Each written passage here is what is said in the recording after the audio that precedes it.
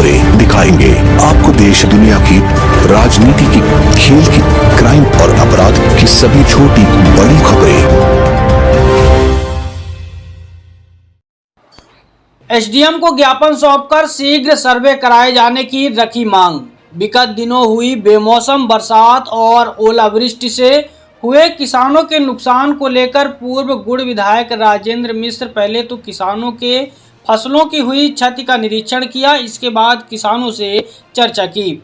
और इसके बाद सोमवार को एसडीएम से मिलकर किसानों की समस्याओं को एसडीएम के सामने रखा और गुड़ विधानसभा क्षेत्र के गोविंदगढ़, गुड़, बदवार, बरसैता समेत पूरे विधानसभा क्षेत्र के किसानों की फसलों का शीघ्र सर्वे कराकर किसानों को मुआवजा दिलाए जाने की मांग रखी। श्री मिश्र ने इस दौरान सरकार पर आरोप लगाते हुए कहा कि सरकार किसानों के प्रति सहानुभूति तो दिखा रही है लेकिन कार्रवाई कुछ नहीं कर रही है। कई जगहों पर तहसीलदार कानून गो व पटवारी आए और व्यवस्था तो प्रकट की लेकिन कार्रवाई कुछ नहीं कर रहे हैं। किसानों की आम, महुआ, सब्जियां, दलहनी फसलें व तिलहनी फसलें बुरी तरह से चौपट हो गई हैं, जिसे लेकर सरकार सहानुभूति के तौर पर देखती तो जरूर है लेकिन कार्रवाई कुछ नहीं कर रही है। यदि सरकार द्वारा शीघ्र सर्वे कराकर किसानों को मुआवजा नहीं दिया गया तो कांग्रेस द्वारा उग्र आंदोलन किया जाएगा। ज्ञापन सौंपने के दौरान राजेंद्र मिश्र के साथ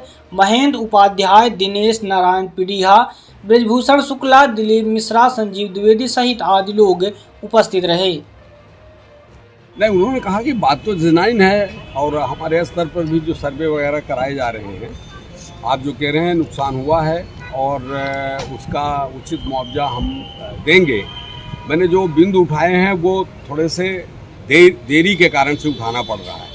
हफ्ते भर पहले ओला पाला पड़ गया है, पटवारी जाते हैं कुछ बात कह के आ जाते हैं, कानून को जाते हैं कुछ बात कह करके आ जाते हैं। तो ये जो भ्रमात्मक स्थिति निर्मित हो रही है, कोई कहेगा 20% पड़ा है, कोई कहेगा 50% पड़ा है, तो ऐसी परिस्थिति में जो परिस्थितियां निर्मित हुई हैं, मैं उस विषय पर मेरी चिंता थी और आज मैंने एसडीएम से उस विषय में बातचीत किया है और उन्होंने चूँकि सारे संभ्रांत लोग और जो अब उस एरिया में दिनेश नारायण पीढ़िया जिससे बड़ा काश्तकार कौन हो, वो भी साथ में थे, ब्लॉक अध्यक्ष महेंद्र उपाध्याय जी थे, पांडे जी थे, ये पांडे जी अपने जिला कांग्रेस कमेटी के उपाध्यक्ष हैं, ये थे। तो जितने लोग साथी लोग हैं, त्रिपाठी जी थे, प्रदीप थे, ब्रजभूषण भाई शुक्ला जी, सब लोग हम लोग साथ में आकर के ये अपनी चिंता प्रकट किए हैं कि ये विसंगति का वातावरण ना बने। एक तरीके से जो किसानों का नुकसान हुआ है उसकी भरपाई टाइम से हो जाए। इसमें अधिकारियों को और कर्मचारियों को फिर लीपापोती करने का अवसर मिल जाता है, तो उससे किस तरीके से बचा जाए और जो नीडी पर्सन है, जिनका वास्तव में नुकसान हुआ है, उनको समय चलते समय रहते उनको राहत मिल जाए। किसानों को इतनी सी मांग थी हमारी।